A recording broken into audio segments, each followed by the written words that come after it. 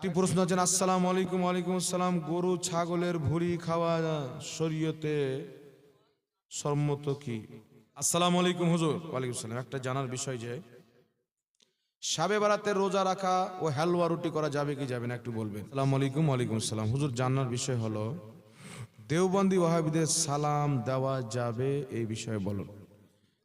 এখানে প্রশ্ন করেছেন যেই গ্রামে সুদ মদ গাঁজা 24 ঘন্টা, এমনকি যে রোজা খোলার পরেও খায়, মানে 24 ঘন্টা সুদ মদ গাঁজা খেতেই থাকে। তো যে প্রশ্ন করেছে ভদ্রলোক না অভদ্রলোক? জি, প্রশ্ন করার নিয়ম আছে। কোন সমাজকে এইভাবে ছোট নোংরা করে প্রশ্ন করাটা কি ঠিক? কথা বলেন। এটা তো বলতে পারে যে আমাদের এলাকায় বা অমুক এলাকায় বা কোন দেশে মানুষ দারু পান করে, সুদ খায়, জেনা করে, বিভিন্ন নোংরা কাজ করে, তাহলে এইগুলো এলাকাতে কি জালসা করলে কি রহমত হবে? আসসালামু আলাইকুম। ওয়ালাইকুম সালাম। ফজরের সুন্নাত নামাজের নিয়ত নাই এক বক্তা বলেছে, সঠিক কি জানাবেন? কিছু মূর্খর আমার জানার বিষয় হলো মৃত্যু ব্যক্তিকে দাফন করার পর তার কবরের পাশে দাঁড়িয়ে আজান দেওয়া যাবে কিনা? আসসালামু আলাইকুম। ওয়ালাইকুম আসসালাম। হুজুর, একটা জানার বিষয় যে মসজিদের ইমামকে যে বেতন দেওয়া হয় তাতে ইমাম খুশি না হলে কি ওই ইমামের পিছনে নামাজ হবে? তোর আমার জানার বিষয় হলো মৃত্যু ব্যক্তিকে দাফন করার পর তার কবরের পাশে দাঁড়িয়ে আজান দেওয়া যাবে কিনা? ফুকাহায়ে কিরাম মৃত্যু ব্যক্তিকে দাফন করার পর তার কবরের পাশে দাঁড়িয়ে আজান দেওয়াকে মুস্তাহাব লিখেছেন। সুবহানাল্লাহ বলেন। সুবহানাল্লাহ। আল্লাহর নবী বলছেন যখন মুর্দাকে দাফন করা হয় তার কবরে শয়তান আসে। কে আসে? শয়তান এসে তাকে পথভ্রষ্ট করে, ইদিক উদিক করে যেন উত্তর না দিতে পারে। আর আল্লাহর নবী আরেকটি হাদিসে বলেন আজান শুনে শয়তান পালায়। তাই আজান দিলে কয়েকটি উপকার আছে। এমনিতে রাসূল পাক বলেছেন যে মৃত্যু ব্যক্তিকে দাফন করার পর তোমরা চলে যেও না, অতক্ষণ পর্যন্ত দাঁড়িয়ে থাকার বসে থাকার হুকুম রয়েছে যতক্ষণ পর্যন্ত একটা উট জবাই করে তাকে খালিয়ে তার মাংস বিলানো হয়, এতটুকু সময় পর্যন্ত। বাপ মারা গেছেন, দাফন করার পর বাপের কবরে বসে থাকেন। মা মারা গেছেন, দাফন করার পর মায়ের কবরের পাশে বসে থাকেন। আত্মীয় স্বজন মারা গেছেন, তার কবরের পাশে বসে তালকিন করেন, তার মাগফিরাতের দোয়া করেন। অনুরূপ ভাবে আজান দেওয়াটা মামদু, যাকে মুস্তাহাব বলা হয়, যারা করবে নেকি পাবে। কথা বুঝতে পেরেছে? ইমামুল ফুকাহা ইমাম ইবনে আবিদিন শামী রাহমাতুল্লাহ আলাইহি নিজের কিতাব ফাতাওয়া শামীর মধ্যে উক্ত আমলটিকে মুস্তাহাব বলেছেন। এটা বেইরুত লেবানন থেকে প্রকাশিত হয়েছে। আসসালামু আলাইকুম। ওয়ালাইকুম আসসালাম। হুজুর, একটা জানার বিষয় যে মসজিদের ইমামকে যে বেতন দেওয়া হয় তাতে ইমাম খুশি না হলে কি ওই ইমামের পিছনে নামাজ হবে? তাহলে ইমাম সাহেব যদি এটা মনে করে যে আমি যদি খুশি না হই তাহলে আমার পিছনে তো নামাজ হবে না, তাহলে নামাজ পড়াই জায়েজ হবে না। আবার কথা বুঝতে পারছেন? তাহলে ইমামতি করাই জায়েজ হবে না। আমি যদি জানি যে আমার পিছনে এদের নামাজ হবে না, তাহলে ওদের ইমামতি করা আমার জন্য জায়েজ হবে? জায়েজ হবে না। তবে মানুষকে বলবো, আমি যারা মসজিদের কমিটি আছে, ইমামের সাথে কোনোদিন জানোয়ারের মতন ব্যবহার করিয়েন না। আল্লাহ মানুষ বানিয়েছেন, মানুষের মতো ব্যবহার করিয়েন। আপনার মেয়ে আপনার ছেলে স্কুল কলেজ মিশনে পড়াশোনা করে, ইমাম সাহেবের ছেলে মেয়ের পড়ার অধিকার আছে না নাই? ইমাম সাহেব স্বপ্ন দেখে আমার বেটা যেন আলিম হওয়ার পরে ইংলিশে কথা বলে, আরবিতে কথা বলে, বাংলাতে কথা বলে। এইগুলো শিক্ষা অর্জন করতে গেলে খরচের প্রয়োজন আছে। একটা ছেলে মিশনে যদি রাখেন কমপক্ষে মাসে 5,000 খরচ হবে, আর আপনি ইমামকে বেতন দিচ্ছেন 4,000। আপনার মতন জাহান্নামী কে আছে আর বড়? আপনি তো ইমাম সাহেবের হক মেরে খাচ্ছেন। তো আপনি তো মসজিদের কমিটি নয়, আপনি হচ্ছেন ইমাম সাহেবের দুশমন। না কি বলে? এই ইমাম সাহেবের বেতন কত? একজন ইমাম সাহেব বলছে হুজুর আমার বেতন হচ্ছে 4,000। তোবা তোবা তোবা। আচ্ছা বলেন তো, এই রানীনগর থানা না কি এটা? রানীতলার মানুষ, আপনারা বলেন তো আব্বা, 4,000 টাকা বেতনের সংসার চলবে? 5,000, 6,000, 10,000ও চল না এখন? খবর আছে আপনাকে? এখন যদি 1 কিলো টমাটোর কিনতে যান তাহলে 150 টাকা লেগে যাবে। এই জন্য সবারই বেতন বাড়ে, কিন্তু ইমাম সাহেবের বেতন বাড়ে না। টমাটোরের দাম বেড়ে যায়, আলুর দাম বেড়ে যায়, ইমাম সাহেবের বাড়াইতে বললে কমিটির লোক বলছে ইমাম চেঞ্জ হয়ে দাও। আল্লাহকে ভয় করেন, ইমাম সাহেবকে একটা উপযুক্ত বেতন আপনাকে দিতে হবে, যাতে তার সংসারও চলে। কেউ অসুস্থ হলে যেন ওষুধও কিনে দিতে পারে, ঈদের দিনে যেন নতুন পোশাকও কিনে দিতে পারে, নিজের ছেলে মেয়েকে যেন স্কুল কলেজ মাদ্রাসায় পড়াশোনাও করাতে পারে। না কি বলেন, ভুল বলছি কি? এই জোরে বলেন কথাটা ভুল বলছি কি? এই ইমাম সাহেবের ছেলে মূর্খ হলো, আমার বাপের কি হলো, বেতন দেবো 4000। খবরদার এই কাজ করবেন না। আল্লাহ পাক হেদায়েত দান করুক। একজন ইমাম সাহেবকে উপযুক্ত বেতন দিবেন, এবং যারাদের মসজিদে দেখছেন 8000 দিচ্ছেন, 7000 দিচ্ছেন, ইমাম সাহেবের বেতনটা একটু বাড়াবেন। আল্লাহ আপনার রুজিতে বরকত দিবে, মসজিদের ক্যাশেও বরকত দিবে ইনশাআল্লাহ। ইমাম সাহেবকে খুশি করে রাখবেন, নামাজ পড়বেন, আল্লাহ পাক নামাজ ইনশাআল্লাহ কারেন্টের মতো কবুল করে নেবে। কথা বুঝতে পারছেন কিনা? জি। আসসালামু আলাইকুম। ওয়ালাইকুম আসসালাম। হুজুর, জানার বিষয় হলো দেওবন্দি ওয়াহাবিদের সালাম দেওয়া যাবে, এই বিষয়ে বলুন। দেওবন্দি ওয়াহাবি যাদের আকীদা খারাপ, নবীর ব্যাপারে খারাপ, রাসূলের ব্যাপারে খারাপ, এমন দেওবন্দি আছে আকীদার ব্যাপারে ওর কোনো জ্ঞানই নাই, যে মূর্খ, তাহলে ওকে আপনার বুঝানো কর্তব্য আছে যে এইগুলো দেওবন্দের কুফরি আকীদা, তুমি তওবা করে মুসলমান হও। একজন আলিম মানুষ, আমি নিজের কথা বলছি, আমি একটা জায়গাতে ছিলাম, সেই জায়গাতে কিছু লোককে দেখছি এরা সব দেওবন্দি দলে চলে গেছে। তো এদেরকে পাশে যদি আমি বসি বুঝাই, তো এরা সঠিকটাতে ফিরে আসবে। তো আমি ওদেরকে বেশি সালাম করতাম, পাবলিক মানুষ, আর আমাকে বিশ্বাস ছিল তাই সালাম করতাম। কিন্তু এমন দেওবন্দি আছে, আপনি ওকে সালাম করবেন, কালকে ওর পাশে বসবেন, আর আপনাকে কোরআন পড়ে উল্টা পুল্টা বুঝিয়ে আপনার ঈমানটা ধ্বংস করে দেবে। এই জন্য নবী পাক বলেছেন, ওয়ালা তুজালিসুম, তার পাশে বসিও না, সালাম দিও না, মরে গেলে জানাজার নামাজও পড়িও না। তো তার আকীদা কুফর পর্যন্ত পৌঁছে গেছে। এমন দেওবন্দি ওয়াহাবিকে সালাম দেওয়া জায়েজ নয়। তারা যদি আপনাকে সালাম দেয়, তার উত্তর হলো ওয়া সালামুন আলা মানিত্তাবাউল হুদা। কি উত্তর হবে? সালামুন আলা মানিত্তাবাউল হুদা। এটা ওয়াহাবি দেওবন্দিদের সালামের উত্তর। এর অর্থ হচ্ছে সালামতি তাদের জন্য যারা হেদায়েতের প্রতি কায়েম আছে। কথা বুঝতে পারলেন? এই উত্তরটা দিল। আসসালামু আলাইকুম হুজুর। ওয়ালাইকুম আসসালাম। একটা জানার বিষয় যে শাবে বারাতে রোজা রাখা ও হালুয়া রুটি করা যাবে কি যাবে না, একটু বলবেন। রোজার ব্যাপারটা তো বলে দিলাম, বললাম কি বললাম না? রোজার ব্যাপারটা বলে দিয়েছি। হালুয়া রুটি, কোন ওয়াহাবি যদি বলে হালুয়া রুটি খাওয়া যাবে না, তাহলে 2-4টা গরু ধরে ওর মুখে পেশাব করিয়ে দিবেন। কারণ ওয়াহাবিদের ধর্মে গরুর পেশাব, ছাগলের পেশাব, মুরগির পেশাব, এগুলো সব হচ্ছে পাক। ছাগলের লাদি, গরুর লাদ, তারপর আপনার মুরগির পাখানা, এগুলো ওয়াহাবিদের কিতাবে, ওয়াহাবিদের ধর্মে হালাল। ওয়াহাবিদের গুরু ওয়াহিদুজ্জামা হাদিয়াতুল মাহাদি কিতাবের মধ্যে লিখছে, যেইগুলো পশু পাখির মাংস হালাল, তার পেশাব পাখানাও হালাল। কথা বুঝতে পারছেন? তো ওকে বলবেন যে আমরা হালুয়া রুটি খাবো, তুই মুরগির গু খা, ওটাই তোদের কপালে আছে।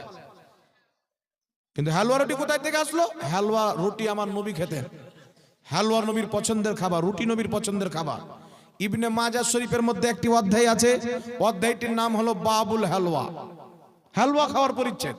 সেই পরিচ্ছেদে হাদিস, قالت عائشة الصديقة رضي الله تعالى عنها كان النبي صلى الله عليه وسلم يحب الحلوى والعسل। মা আয়েশা বলেন, আল্লাহর নবী সব চাইতে বেশি হালুয়া খেতে ভালোবাসতেন। সুবহানাল্লাহ, সুবহানাল্লাহ। আর মধু খেতে ভালোবাসতেন।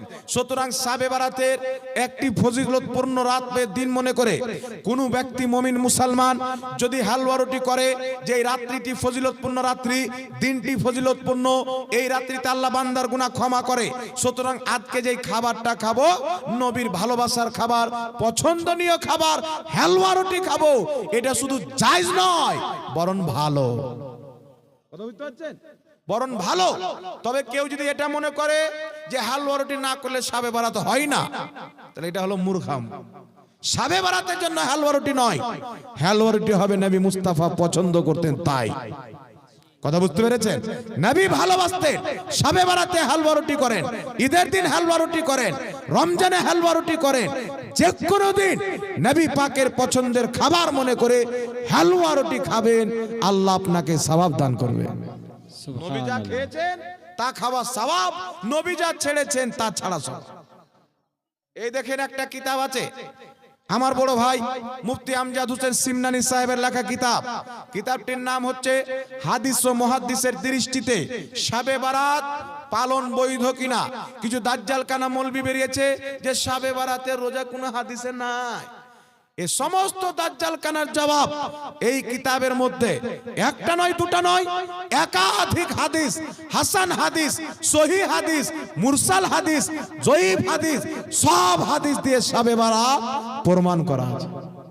আর সবচাইতে কামাল হলো যেই মুল্লা বলে শাবে বারাতের রোজা রাখলে জাহান্নামে যাবে, ওর বাপ দাদার কিতাবে লেখা আছে শাবে বারাতের রোজা রাখলে নেকির কাজ। কথা বুঝতে পারছেন? আব্বা লিখছে নেকির কাজ আর বেটা বলছে জাহান্নামে যাবে। তো বেটা বাপ কি জাহান্নামে ঠেলছে, আর নাম ওয়াহাবি। এদের থেকে ঈমান বাঁচাবেন। এই কিতাবটার হাদিয়া হচ্ছে মাত্র 50 টাকা। ক টাকা? ঠান্ডা লেগেছে নাকি ভাই? হ্যাঁ, এইবার হলো, একটু বলেন। মনে হচ্ছে আপনারা ইন্তিকাল করেছেন, জানাজার এলান করে দেবো তো কি করবেন? হ্যাঁ, এই কিতাবটার নাম 50 টাকা দাম। এই কিতাবটির আর একটি কিতাব আছে হাদিস ও মুহাদ্দিসের দৃষ্টিতে সহি নামাজ। হাত ঝাড়বা, পাও ঝাড়বা, ফরজ নামাজের পরে বলছে দোয়া করা বিদআত। যারা বলে দোয়া করা বিদআত, ওদের আব্বা হুজুরদের কিতাব থেকে প্রমাণ করা আছে ফরজ নামাজের পর হাত তুলে দোয়া করা যায়, সবাই মিলে হাত তুলে দোয়া করাও যায়। জোরে বল সুবহানাল্লাহ। সুবহানাল্লাহ। ওদের বাপ দাদার কিতাব থেকে দেওয়া আছে। তবে কামাল হলো আগে নবীর হাদিস থেকে, আগে আল্লাহর কোরআন থেকে, তারপরে হাদিস থেকে, তারপরে ওয়াহাবিদের বাপের কিতাব থেকে প্রমাণ করা আছে। দেখ ওয়াহাবি, আমাদের কিতাব তো বাপ পরের কথা, তোর বাপের কিতাবে লেখা আছে ফরজ নামাজের পর দোয়া করা যায়। সবাই মিলে দোয়া করা যায়, হাত তুলে দোয়া করা যায়। এই কিতাবের মধ্যে সব পাবেন। ইমামের পিছনে সূরা ফাতিহা পড়া অবৈধ, অসংখ্য সহিহ হাদিস পাবেন। রাফায়দান করা যাবে না, অসংখ্য সহিহ হাদিস পাবেন। আমিন আসতে বলতে হবে, একাধিক সহিহ হাদিস উক্ত কিতাবের মধ্যে পাবেন। এই কিতাবটি 300-র চাইতে বেশি পৃষ্ঠায় লিপিবদ্ধ। এই রকম কিতাব আজ পর্যন্ত পশ্চিম বাংলার মাটিতে লেখা হয়নি। প্রথম কিতাব নামাজের ব্যাপারে দলিল, যে আমি চ্যালেঞ্জ করে বলছি, জেনে শুনে বলছি, ভুল ভালো কিনা, প্রথম কিতাব নামাজের ব্যাপারে এরকম লেখা হয়েছে। এইরকম কিতাব লেখা হয়েছে, তবে এইরকম দলিল কিতাব লেখা হয়নি। হাদিস কত নম্বর হাদিস, কোন কিতাবে কে সহি বলেছেন, কোন কিতাবে সহি বলেছেন, সব এই কিতাবের মধ্যে পাবেন। কিতাবটির দাম হচ্ছে 150 টাকা। আপনারা অবশ্যই কিনবেন, নিজের ঈমানকে বাঁচাবেন, বন্ধু বান্ধবকে দিবেন, তারাও পড়ে যেন নিজের ঈমানকে বাঁচাতে পারে। দুটো মিলিয়ে 200 টাকা হাদিয়া। এটা বড়টা নিলে 150, আর এটা নিলে আপনার শাবে বারাত নিলে 50 টাকা। যারা ইচ্ছুক একটু কই হাসান কোথায় গেল? হাসান একটু ঘুরে নাও কষ্ট করে নাকি বাবা। হ্যাঁ, এদিকে ঘুরে নেন একটু করে। যারা নেবেন আপনারা টাকা বের করে রাখেন, হাসান যাচ্ছে, আপনারা নিয়ে নেবেন। আর হাসানের জন্য একটু দোয়া করে দেবেন। ওর বাপ আলিম, আল্লাহ যেন ওকে ভালো আলিম তৈরি করে, বলেন আল্লাহুম্মা আমিন। আমিন সুম্মা আমিন। এটি বলে দিয়ে আগে কি আছে, কি লিখেছে বলেন?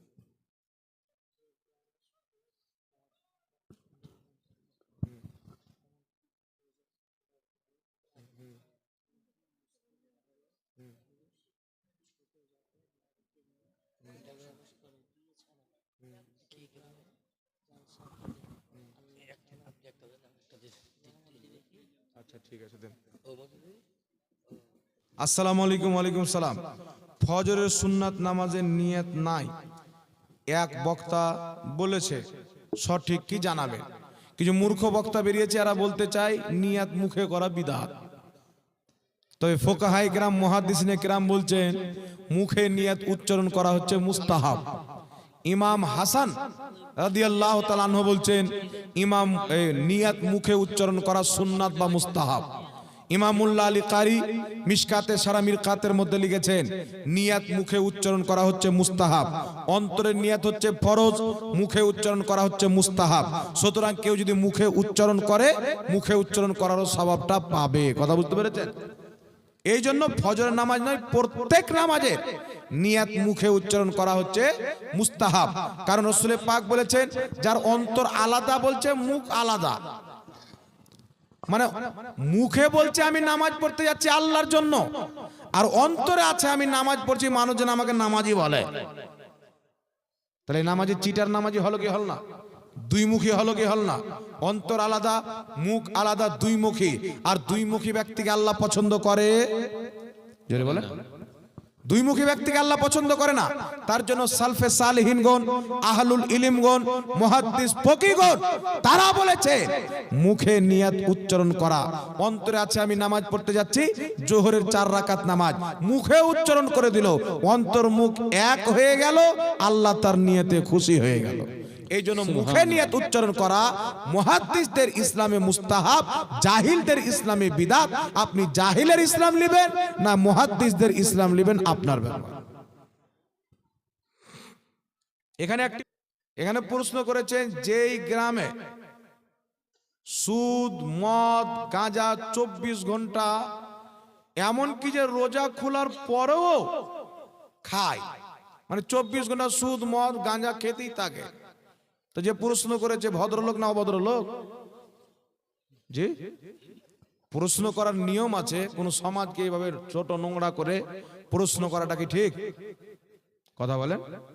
এটা তো বলতে পারে যে আমাদের এলাকায় বা অমুক এলাকায় বা কোন দেশে মানুষ দারু পান করে, সুদ খায়, জেনা করে, বিভিন্ন নোংরা কাজ করে, তাহলে এইগুলো এলাকাতে কি জালসা করলে কি রহমত হবে? তো জালসা করি না, তাহলে গান দাও। এখানে যে 6 ঘন্টা 7 ঘন্টা বসে আপনারা আল্লাহ আল্লাহ রসুলের জিকির গুণগান শুনলেন, এই 6-7 ঘন্টা গাঁজা থেকে বাঁচলেন, মদ থেকে বাঁচলেন, জুয়া থেকে বাঁচলেন, হারাম থেকে বাঁচলেন, নেকির কাজে লিপ্ত থাকলেন, উপকার হলো কি হলো না? উপকার হলো। অনেক কিছু শিখলেন, উপকার হলো কি হলো না? তো রহমত হলো, তাই তো উপকার হলো। তো যেই গ্রামে গাঁজাখোর, মদখোর, মাতাল বেশি, ওই গ্রামে জালসা করতে হবে বেশি। কথা বুঝতে পারছেন? বেশি করতে হবে। যেই গ্রামের নামাজি আছে, রোজাদার আছে, ওই গ্রামটা একবারে জান্নাতের টিকিট পেয়ে নিয়েছে, তো জালসা করার দরকার কি আছে? যেই গ্রামে শয়তানি আছে, ওই গ্রামে তো বেশি করে জালসা করতে হবে, নাকি বলেন? জি, তো অবশ্যই জালসা করলে রহমত হবে। এই জালসার উসিলাতে কেউ না কেউ ইনশাআল্লাহ শুধরাবে, নাকি বলেন? যেই ব্যক্তি দারু পান করবে, রাসূল পাক বলছেন কিয়ামতের ময়দানে সেই ব্যক্তি হাউজে কাউসারের পানি পান করতে পাবে না। মাথার উপরে সূর্য হবে, কলিজা ফেটে যাবে, হাউজে কাউসারের পানি পান পাবেন না, ছটফট ছটফট করবেন। এই জন্য দারু পান করা যাবে? যেই ব্যক্তি দারু পান করে, ওর সামনে সুয়ারের পেশাব দিয়েন আর বলিয়েন যে পান করো, করবে? তো দারু তো সুয়ারের পেশাব চাইতো না পাক, তাহলে লজ্জা শরম নাই কি করে তুমি পান করো? যেই ব্যক্তি সুদ খায়, কুকুর যদি একটা রাস্তায় থাকে আর সুদখোর একটা রাস্তায় থাকে, কুকুরের দিক দিয়ে যাবেন, ওর দিক দিয়ে যাবেন না। সুদখোরের ডিহিতে পাও রাখবেন না, সুদখোরের ডিহির বা তার বাড়ির বা ওই সুদখোরের আপনার সন্তানদেরকে ছায়া পর্যন্ত নেংতে দিবেন না। কথা বুঝতে পারছেন? যেই ব্যক্তি সুদ খায় সে আল্লাহর দুশমন, আর যে আল্লাহর দুশমন ও মুসলমানের দুশমন, নাকি বলেন? আবু জেহেল আমাদের দুশমন না বন্ধু? দুশমন, কারণ আল্লাহ আল্লাহর নবীর দুশমন। তো যেই ব্যক্তি সুদ খায়, আল্লাহ আল্লাহ রাসূলের দুশমন, আমাদেরও দুশমন। কথা বুঝতে পেরেছেন? এই জন্য সুদখোরকে কোনোই মতে আল্লাহ পাক মাফ করবে না। যারা খেয়েছেন তওবা করবেন, যাদের কাছে সুদের টাকা নিয়েছেন ঘুরিয়ে দিবেন, তবে আল্লাহ চাইলে ক্ষমা করতে পারে। আর এই সুদ খেয়ে যদি মরে যাও, তোমার যে কি অবস্থা হবে বেটা, তুমি চিন্তা করো, চিন্তা করো। আল্লাহ পাক হেদায়েত দান করুক, সকলে পড়েন আল্লাহুম্মা আমিন। আল্লাহুম্মা আমিন। আরেকটি প্রশ্ন আছেন, আসসালামু আলাইকুম। ওয়ালাইকুম আসসালাম। গরু ছাগলের ভুঁড়ি খাওয়া শরীয়তে সম্মত কি? হুজুর জানাবেন। আচ্ছা বলেন তো বাবা, ভুঁড়ি নাকি এই গরুর ভুঁটি এদিকে লোক খায়? তোবা তোবা আস্তাগফিরুল্লাহ। এদিকে মুসলমান বসবাস করে না খ্রিস্টান? মুসলমান বসবাস করে। আমল হতে পারে নাকি বেধর্মীদের মতন আমল হতে পারে, যেমন নমাজকে ছেড়ে দেওয়া কাফিরদের মতো আমল আছে না নাই? শুনেন, ভুঁড়ি খাওয়া শরীয়তে মাকরুহে তাহরিমি, নাজায়েজ, কবিরা গুনাহ। কথা বুঝতে পারছেন? পেশাব, রাসূল পাক বলছেন পেশাবের থলি পান করা তোমাদের জন্য জায়েজ নাই, কারণ তার মধ্যে নোংরা থাকে। আর যেটা ভুঁটি থাকবে দেখবেন এই ভুঁটির মধ্যে ভালো জিনিস থাকে না নোংরা জিনিস থাকে? একটু জোরে বলেন। ফোকাহায়ে কেরাম রাসূল পাক সাল্লাল্লাহু আলাইহি সাল্লামের হাদিসকে সামনে রেখে এটাই মত জানিয়েছে যে গরু ছাগলের ভুঁটি খাওয়া স্পষ্ট নাজায়েজ। তাহলে খাওয়া যাবে? এই জোরে বলেন, খাওয়া যাবে? এই জন্য খবরদার, ছাগলের হোক গরুর হোক ভুঁড়ি খাবেন না। পয়সা যদি না থাকে ভিক্ষা করবেন, তে মাংস কিনে খাবেন নাকি বলেন, কিন্তু ভুঁড়ি খেন। ইসলামে ভুঁড়ি খাওয়া জায়েজ নয়। যাক, হয়ে গেছে।